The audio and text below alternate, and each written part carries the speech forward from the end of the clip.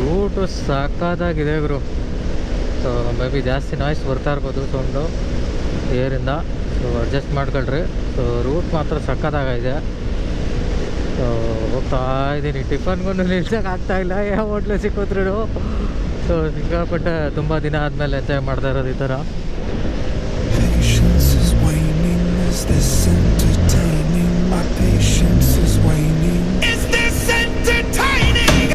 ಮಗ್ನೆ ಮತ್ತು ಇನ್ನೊಂದು ವಿಚಾರ ಗುರು, ಎಂಥ ಕೆಲಸ ಅಂತ ಅಂದರೆ, ನಾನು ಊರಿಗೆ ಹೋಗಿದ್ದಲ್ಲ, ಊರ ಹಬ್ಬಕ್ಕೆ ಅಲ್ಲೇ ಒಂದು ತಿಂಗಳಿರೋಣ ಅಂತ ಅಂದ್ಕೊಂಡು ಪ್ಲ್ಯಾನ್ ಮಾಡ್ತಾಯಿದ್ದೆ. ಸ್ವಲ್ಪ ಹೆಲ್ತ್ ಬೇರೆ ಇಶ್ಯೂ ಇತ್ತಲ್ಲ, ಸೊ ಅಲ್ಲೇ ಒಂದು ತಿಂಗಳಿರೋಣ ಅಂತ ಅಂದ್ಬಿಟ್ಟು ಪ್ಲ್ಯಾನ್ ಮಾಡಿದೆ. ಬಟ್ ಏನು ಮಾಡ್ತೀರಾ, ಮನೇಲಿ ಬೇಡ ಅಂತಂದರು. 90s ಕಿಡ್ಸ್ ಅಲ್ವಾ, ಅಪ್ಪ ಅಮ್ಮನ ಮಾತೆ ಜಾಸ್ತಿ ಕೇಳೋದು. ಅಣ್ಣ ಸಖತ್ ಆಕ್ಟಿಂಗ್ ಮಾಡ್ತಿದ್ದೆ ಕಣ, ಕಲಾವಿದ ಕಣ, ನಮಸ್ಕಾರ ಕಣ ನೀನು. ನಮಗೆಲ್ಲ ಗೊತ್ತಾಗೋಯ್ತು. ಊರಲ್ಲೇ ಒಂದಿನ ಲಾಗಿನ್ ಮಾಡಿದೆ. ನೆಕ್ಸ್ಟ್ 12 ಗಂಟೆಯಿಂದ ಸ್ಟಾರ್ಟ್ ಆಗುತ್ತೆ ಶಿಫ್ಟು ಮಧ್ಯಾಹ್ನ. ಸೊ ಸರಿ, ಅಷ್ಟರೊಳಗೆ ಬೆಳಗ್ಗೆನೇ ಎದ್ದು ಹೋಗೋಣ ಅಂತ ಅಂದ್ಬಿಟ್ಟು ಇದು ಮಾಡಿದೆ. ನಮ್ಮ ಮಾಮಗೆ ಅವತ್ತು ಹಿಂಸೆ ಆಗ್ತಿತ್ತು ನನಗೆ ಅಂದರೆ, ಅಣ್ಣ ನನ್ನ ಕೈಲಿ ಆಯ್ತಾ ಇಲ್ಲ, ಅಯ್ಯೋ ಅಣ್ಣ. ಎಷ್ಟು ಹೇಳಿದ್ರೆ ಕೇಳಿಲ್ಲ ಗುರು. ಬೆಳಗ್ಗೆನೇ ಎದ್ದು ಹೋಗ್ಬಿಡೋಣ 4 ಗಂಟೆಗೆ. ಇಲ್ಲ, ಚಾನ್ಸೇ ಇಲ್ಲ, ನೋ ವೇ. ಬರೀ ಊಟ ಕೆಲಸ ಮುಗಿದ ತಕ್ಷಣ 10 ಗಂಟೆಗೆ ಹೊರಟು ಗುರು. ಬಂದು ಮನೆಗೆ ರೀಚ್ ಆದು. ಬೆಳಗ್ಗೆ ಪೊಲೀಸವ್ರು ಫೋನ್ ಆಗ್ಲೇನೆ, ಬೆಳಗ್ಗೆನೇ 7 ಗಂಟೆಗೆ ನಿಮ್ಮ ಮನೇಲಿ ಹಿಂಗೆ ಥೆಫ್ಟ್ ಆಗಿದೆ, ಮನೆ ಬಾಗಿಲು ಹೊಡೆದಿದ್ದಾರೆ, ಸೊ ಬನ್ನಿ ಬೇಗ ಅಂತ ಅಂದ್ಬಿಟ್ಟು ಫೋನ್ ಮಾಡಿದ್ರು. ನಾವು ಇದೇನು ಗುರು, ಹಿಂಗೆ ನೈಟ್ ತಾನೇ ಬಂದಿದ್ದೀವಿ, ಆಗಲೇ ಬೆಳಗ್ಗೆ ಹಿಂಗೆ ಹೋಗಿ ನೋಡಿದ್ರೆ ಬೀಗ ಎಲ್ಲ ಹೊಡೆದಾಕ್ಬಿಟ್ಟವ್ರೆ. ಡೋರ್ ಲಾಕರ್ ಗುರು, ಡೋರ್ ಲಾಕರ್ ಹಾಕಿ ಮತ್ತೆ ಚಿಲ್ಕೋಕ್ಕೆ ಬೀಗನೂ ಹಾಕಿದ್ದೀವಿ ನಾವು.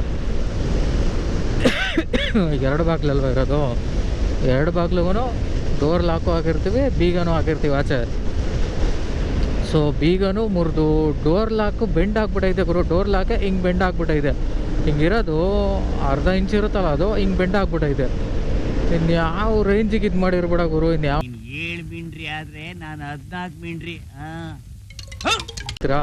ಸೊ ನೋಡ್ದು, ನಾನು ಅವತ್ತೇನಾದರೂ ಉಳ್ಕೊಂಡಿದ್ದಿದ್ರೆ ಏನಾದರೂ ಒಂದು ಕತೆ ಆಗಿರೋದು ಗುರು. ಅದು ಜನ ಎಷ್ಟು ಜನ ಬಂದಿರು ಅಂತ ಅಂದರೆ, ಒಂದು ನಾವು ನಮ್ಮ ಮನೆ ಪಕ್ಕದಲ್ಲೇ 5-6 ಕೋಲ್ಗಳು ಗುರು, ದೊಡ್ಡ ಕೋಲ್ಗಳು ಬಿದ್ದಿದ್ದು ತಗೊಂಬಂದವ್ರೆ. ನಮ್ಮ ಮನೇಲೆ ಲಾಸ್ಟ್ ಅನಿಸುತ್ತೆ, ನಮ್ಮ ಮನೆ ಅಲ್ಲ ಲಾಸ್ಟಿಗಿರೋದು. ಸೊ ಎಲ್ಲ ಬೆಂಗಳೂರಿಂದ ಯಾರ್ಯಾರು ಬಂದಿದ್ರು ಅವ್ರ ಮನೆಗಳ್ನೇ ಹೊಡೆದಿರೋದು. ಸೊ ಯಾರ್ಯಾರು ಆಚೆ ಕಡೆ ಬೆಂಗಳೂರಲ್ಲಿರೋರು ಅಂತಲ್ಲ, ಯಾರ್ಯಾರು ಬೇರೆ ಊರುಗಳಲ್ಲಿರ್ತಾರೋ ಅವ್ರ ಮನೆಗಳನ್ನ ಮಾತ್ರ ಹೊಡೆದಿರೋದು. ನಾನು ಫುಲ್ಲು ಶಾಕು ಗುರು. ಅವತ್ತು ನೈಟ್ ಏನಾದರೂ ಉಳ್ಕೊಂಡಿದ್ರೆ ಏನು ಕತೆ ಅಂತ ಅಂದ್ಬಿಟ್ಟು, ನಾವಿಬ್ಬರೇ ಇರೋದು. ಅವರು ಒಂದು 5-6 ಜನ, 5 ಕೋಲಿತ್ತು ಅಂತ ಅಂದ್ಕೊಳ್ರಿ. ಅಲ್ಲಿ 5 ದೊಣ್ಣೆಗಳೆಲ್ಲ ಅಲ್ಲೇ ಗೇಟ್ ಹತ್ರನೇ ಬಾಗಿಲು ಸೈಡಲ್ಲಿ ಹಾಕವ್ರೆ. ಏನಾದರೂ ಉಳ್ಕೊಂಡಿದ್ದಿದ್ರೆ ಏನು ಕತೆ ಅಂತ ಅಂದ್ಬಿಟ್ಟು ನೋಡ್ರಿ. ಅದಕ್ಕೇ ದೇವರು ಎಷ್ಟು ಸಲ ಕಾಪಾಡೋಣ ಗುರು ದೇವರು. ಸುಮ್ಮನೆ ಅಲ್ಲ ಹೇಳೋದು. ಸೊ ನಾನು